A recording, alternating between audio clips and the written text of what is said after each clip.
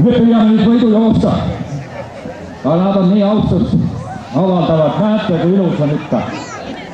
Ja anname siis Eesti Tõusigade Aretusühistu peaspetsialistile Anne Lilleolule.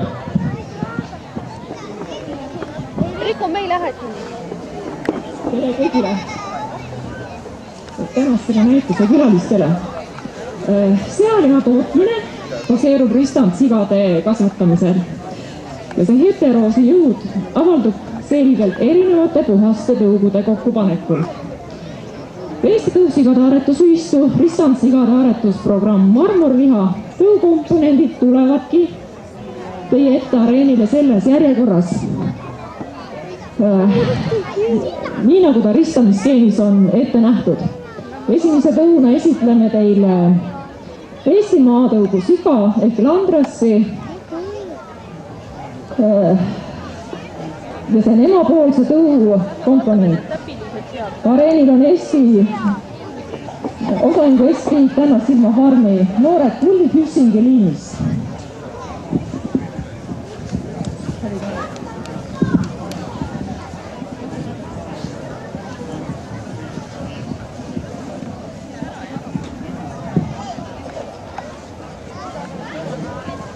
Eesti maatõugu seadamisest suunanud kohalikuks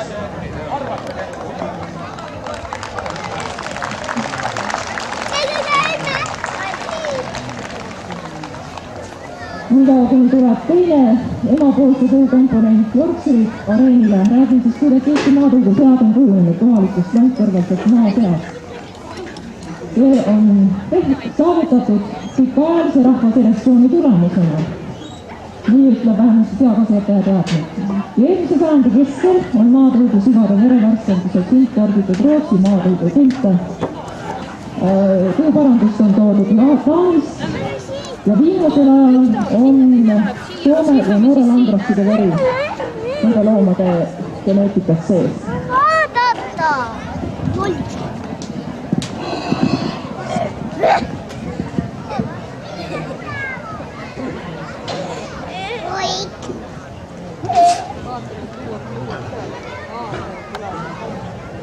Muusel ühtsel sammul astuvad siis osaühing Pihlaka farm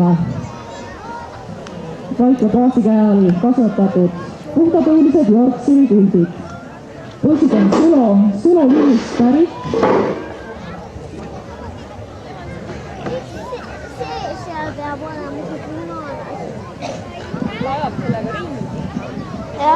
Yorkshire'i tõugu iseloomustavad siis kikkis kõrvad, hästi tugev singiosa ja seljaosa.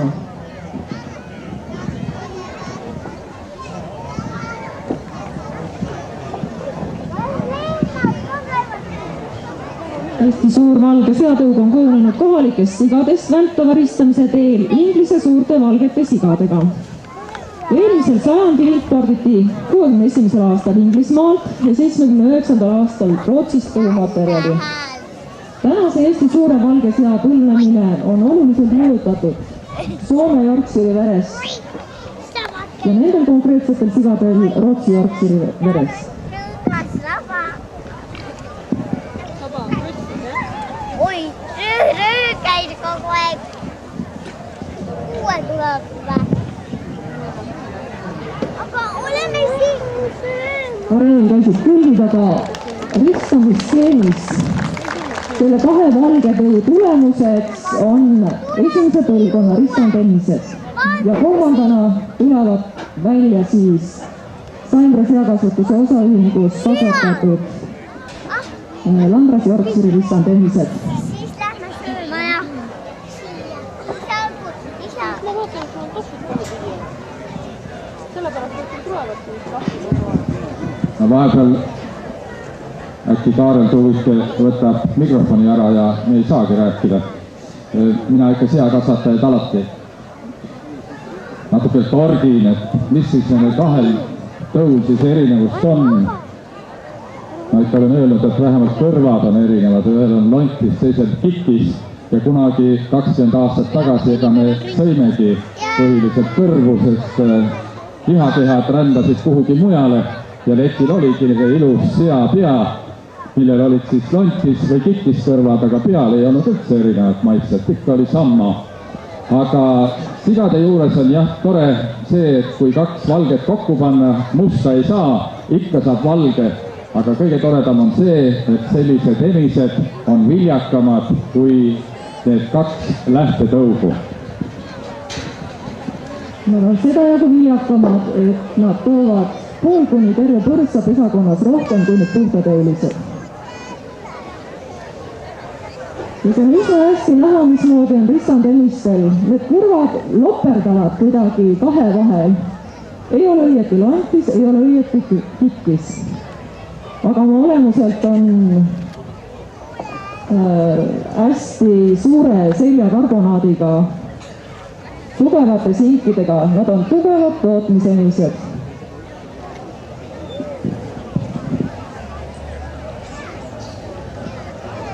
Ja üks seakasvataja, kes soovib teenida selle tööga, siis tema seakari peakski sellistest ristandemistest koosnema.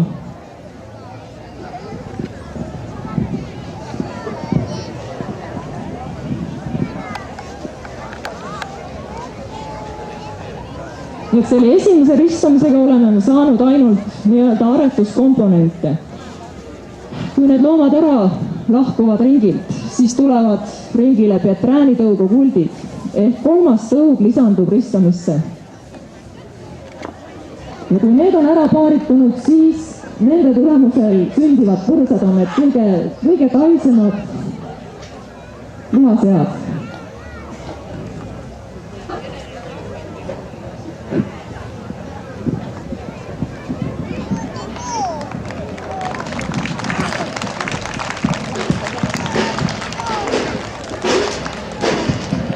No te olete täiesti tublid, ei peagi ette ütlema, ma viimasel ajal konferentseede käest muud ei küsi.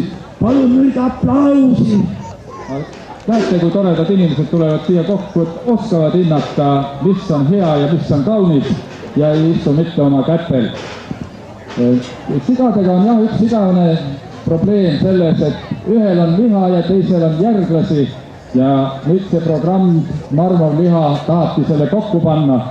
Ja selleks, et nüüd nendele kultidele pruuti ette kasvatada, siis peabki enne kaks tõugu kokku panema, et nendel oleks parem viljakus, sest nüüd, kui see Petraan tuleb välja, temal on juba teist värvi nahk.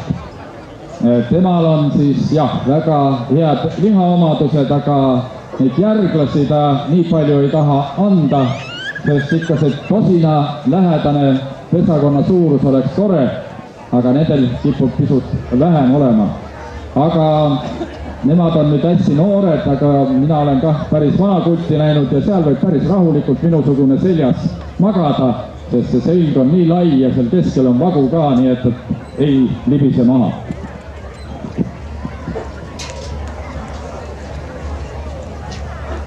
Eesti tõusigade aretusühistu pisikene Petraani populatsioon kasvab Harjumaal, osaühingus Villaka farm ja natuke selle tõu aretusajaloos. See tõus on aretatud Belgias 20. aastatel ja tänapäeval on laialt levinud kogu maailmas. Eestis kasvatatav populatsioon on alguse saanud Austriast ja puhtatõulisi Petraani sigu siis kasutame meie ainult lihasigade saamiseks ehk ristamisel.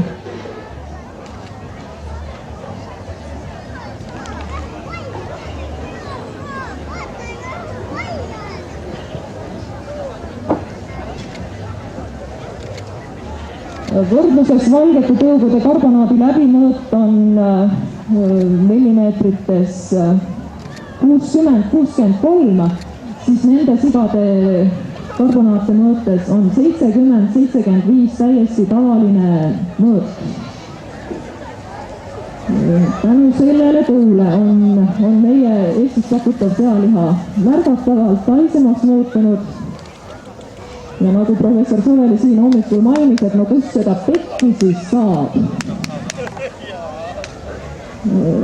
Selleks on ka olemas omaette seatõug. mida puhtatõulise esindajad meil ei ole pakkuda vaatamiseks. aga me kasutame Duroclandrassi rissandeid veidirasva asemel liha saamiseks.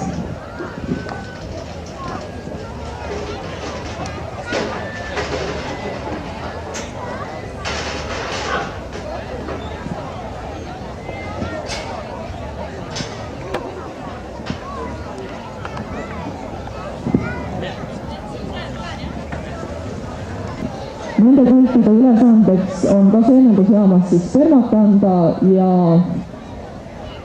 läbi selle siis toota järglasi, kes on pika sihvaka kerega.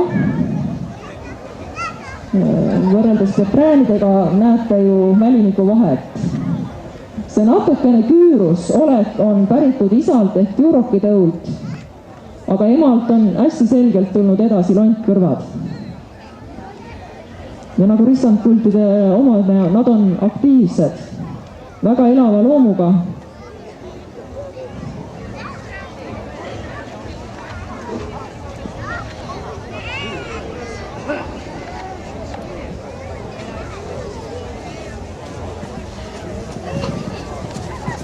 Ja kasvatab neid samuti Osami keskriik Tänassilma farm seemendusjaama tarbeks. Nii, lühidalt ongi meil aretusühistul teile näidatud ristamisskeem, kuidas seda sealiha toodetakse. Aitäh! Nimetati teile Duroci tõugu.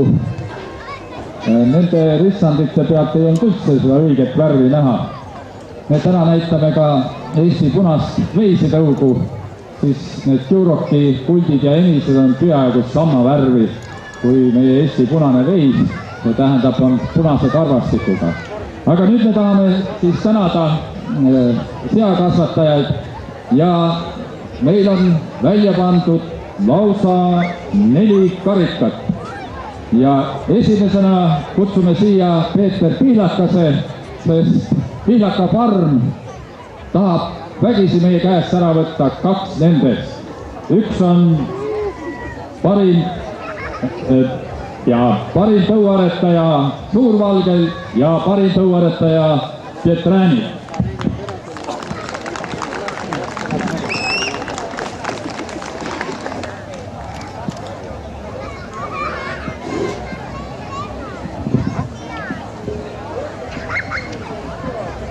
Ja teisena kutsume siia osaühing Espik Tänassilma farmi esindaja, kes on tunnistatud parimaks Eesti maatõu aretajaks.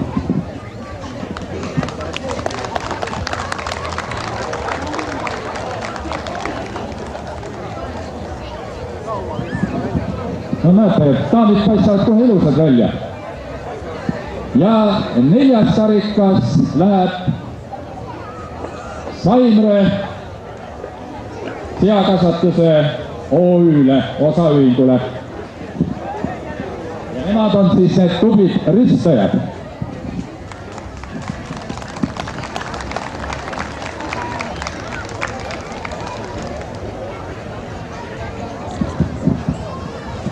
Ja näete, kui kavalasti ma sain ka mütsi, sest Peeter Pihlakas sai küll 2 karikat, aga 1 mütsi ainult.